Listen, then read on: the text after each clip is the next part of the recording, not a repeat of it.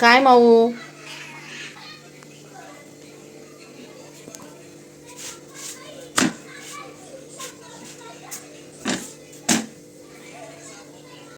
नमस्कार मैत्रिणींनो, आपला शेतमाळा या चॅनलमध्ये आपलं पुन्हा स्वागत आहे. तर शुभ सकाळ सर्वांना. आणि मैत्रिणींनो, आज आहे मार्गशीर्ष महिन्यातला पहिला गुरुवार. तर मार्गशीर्ष हा महिना भगवान विष्णूंनी माझा पवित्र असा महिना म्हणून गौरविलेला आहे. तर या महिन्यात आपण दर गुरुवारी लक्ष्मीची पूजन करत असतो. तर घरात सुख समृद्धी आरोग्य राहण्यासाठी आपण लक्ष्मीची पूजा करत असतो. तर आज आहे पहिला गुरुवार.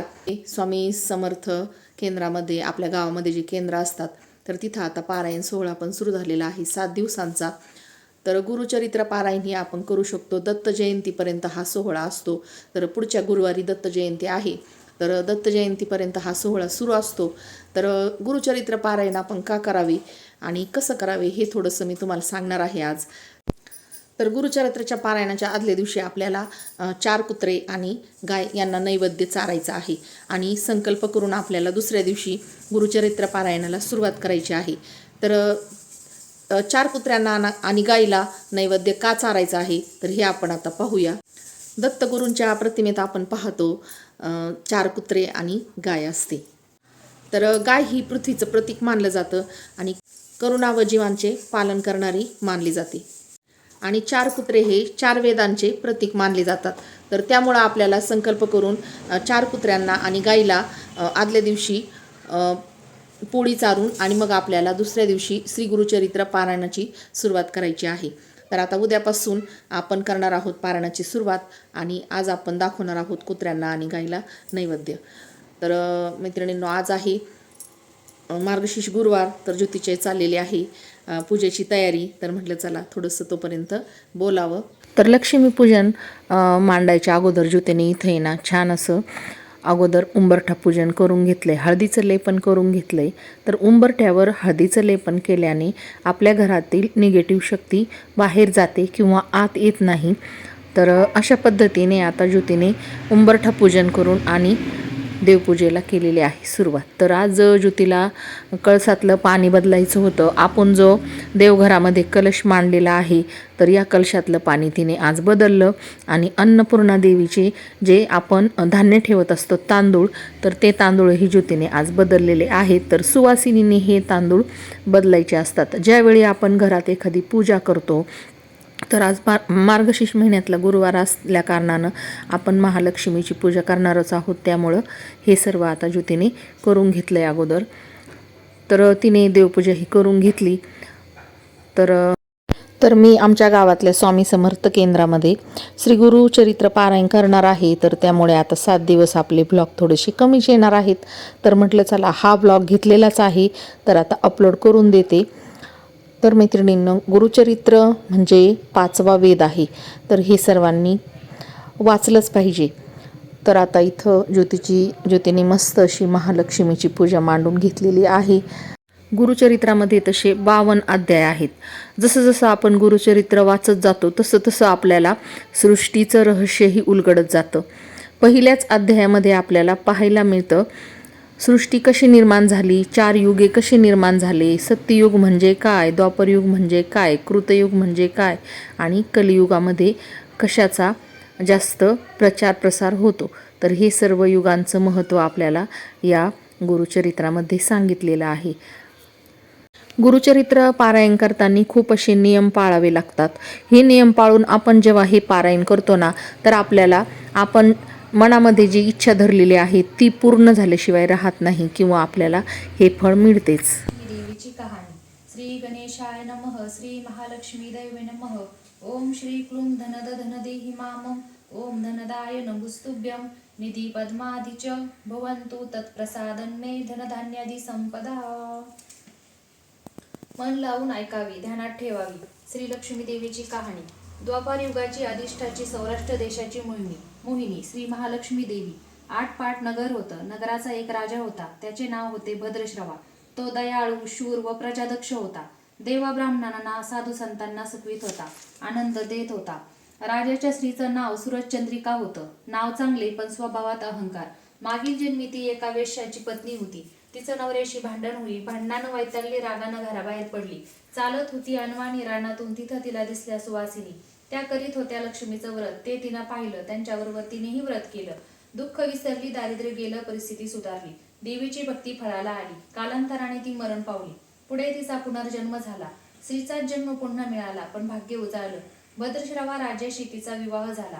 ऐश्वर्यात लोळू लागली. गर्वानं ती फुगली, गरिबांना विसरली. तोराताठ्यांवर फुगली, दासदासींवर रागवली.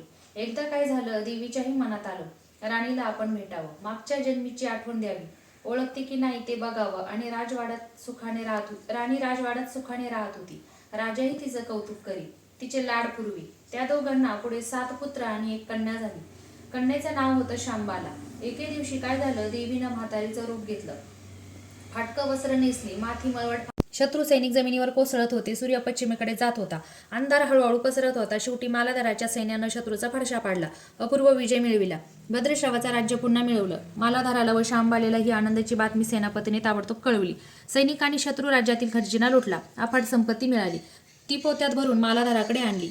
त्यात सोन्याच्या मोहरा, बरीच नाणी होती आणि शस्त्रांचा साठाही होता. मालाधारानं भद्रश्रवास सुरजचंद्रिका राणीस घेऊन यायला सांगितलं. ती आल्यावर घरात आनंदाचं उधाण आलं होतं. तो होता गुरुवार. शांबालेने लक्ष्मीव्रताची पूजा केली, आरती झाली, धूप दिव्यांचा सुगंध दरवळला. तिने व तिच्या पतीने उपवास केला. रात्री देवीची आरती झाली. देवीला नैवेद्य दाखवून सर्वांनी पक्वान्नाचं जेवण केलं. मार्गशीर्ष महिन्यातील हा शेवटचा गुरुवार, लक्ष्मीव्रताचा शेवटचा दिवस, मंगल मुहूर्ताचा दिवस. मालाधारानं आले. सुरजचंद्रिकेने पुन्हा लक्ष्मीव्रताचा वसा घेतला. ही अजन्म पाळला. घरची परिस्थिती सुधारली. राजाचे 7 पुत्र दूरदेशातून अचानक घरी आले. त्यांना पाहून आई वडिलांना आनंद झाला. या व्रतामुळे राजा राणी सुखी झाले. दुःखेची वादळ सरले. अशी 60 उत्तराची कहाणी. 5 उत्तरी सफळ संपूर्ण. सर्वांनी देवीला वंदन करावं. त्यांचं घर सदैव आनंदित राहावे अशी लक्ष्मी देवीला प्रार्थना करावी. तर मैत्रिणींनो, मार्गशीर्ष महिन्यातल्या दर गुरुवारी अशा पद्धतीने महालक्ष्मीची पूजा मांडून आणि ही महालक्ष्मीची कथा आपण वाचावी. तर संध्याकाळचे वाजलेले आहे 4 आणि मी केलेल्या आहेत इथं गरम गरम 5 पोळ्या. तर ह्या ज्या पोळ्या आहेत ह्या आपल्याला 4 कुत्र्यांना आणि 1 गाईला चारायच्या आहेत. काय माऊ? तर आमच्या घरामध्ये आहे ना आज 2 पेशंट आहेत. श्यामच्या पण जराशा पेशी कमी झाल्या आणि रुशांचा पण कान ठणकायला लागलाय. तर दोघांनाही दवाखान्यात नेलेलं आहे. तर मैत्रिणींनो, आज आहे मार्गशीर्ष महिन्यातला पहिला गुरुवार. तर आता आहे ना आपण बनवणार आहोत लक्ष्मीच्या नैवेद्यासाठी भाजी भाकरी आणि खीर बनवणार आहोत. तर ती खीर आपण मखाण्याची बनवणार आहोत. तर त्यासाठी आता आहे ना इथं मखाणे घेतलेत, गावरान तूप घेतलंय, थोडीशी खसखस, विलायची, जायफळ आणि ड्रायफ्रूट घेतले आहेत, काजू आणि बदाम. तर चला आता आपण आहे ना छान अशी लक्ष्मीच्या नैवेद्यासाठी ना खीर बनवूया. तर गुजरीतून आहे ना छान अशी मेथीची भाजी आणली, ताजी ताजी, नैवेद्य करू आपण. तर मस्त अशी मखाण्याची खीर बनवली. आणि आमच्या बाळाचं आहे ना दुखतोय कान, तर त्याला दवाखान्यात नेलं होतं, तेव्हा मस्त अशी भाजी आणली. कुठला खायची भाजी? मेथीची. मला नाही खायची. तुला नाही खायची? तुला काय खायचं? खीर? हा. तू खीर खा. तुला काय खायचं पिल्लू? वरण भात खायचं ना? नाही, मग तो वरण भात. आमच्या पिल्लूला लई कान दुखतंय सर्दीने. तर आता मस्त अशी हिरवीगार मेथीची भाजी बनवलेली आहे, डाळ भात बनवला आहे, मखाण्याची खीर बनवली आणि आता मी करते पोळ्या. तर ज्योतीने तोपर्यंत भांडे घासले आणि आता अगोदर करणार आहोत लक्ष्मीची आरती. तर अशा पद्धतीने मस्त अशी मखाण्याची खीर बनवली होती. मुलांनाही खूप आवडली खीर. नैवेद्याचं ताट बनवून घेतलेलं आहे मस्त असं. चला करूया आता लक्ष्मीची आरती. विघ्नाची पूर्वी प्रेम कृपा देवाची, सर्वांगी सुंदर वटी शेंदुराची, कंठे जळके माळ मुक्ता फळाची. जय देवे मातुरी गदा फेट करवी किरणी, जळके हात कवाटी पियूष रस पाणी, माही करसना पुरण वसना मृग नयनी, शशिकर वदना राज समरी देवी. जय देवी चतुरानने कुच्चित कर्माच्या ओळी, लिहिल्या असतील माते माझे निज भाळी, कुसोणी चरणातली पदसुमने शाळी. मुक्तेश्वर नागर क्षीरसागर बाळी जय देवी जय देवी जय देवी जय देवी जय महालक्ष्मी वसती व्यापक रूपे तू सुलभ सुष्मी जय देवी जय घालीन लोटांगण मंदिर चरण डोळ्याने पाहिन रूप तुझे हरे राम राम राम हरे हरे हरे कृष्ण कृष्ण कृष्ण हरे सर्व हरे. घरात आरती देऊन आपल्याला पाण्याचं मंडल काढून आणि त्यावर लक्ष्मीला नैवेद्याचं ताट ठेवायचं आहे. तर अशा पद्धतीने ही मार्गशीर्ष महिन्यातल्या महालक्ष्मीची पूजा आपल्याला यथासांग करायची आहे. चला तर मैत्रिणींनो, आपली महालक्ष्मी पूजा तुम्हाला कशी वाटली आणि महालक्ष्मी कथा कशी वाटली, तर व्हिडिओ आवडला असेल तर आपल्या चॅनलला सबस्क्राईब नक्की करा. तर चला भेटूया पुन्हा अशाच नवीन आणि छानशा व्हिडिओमध्ये.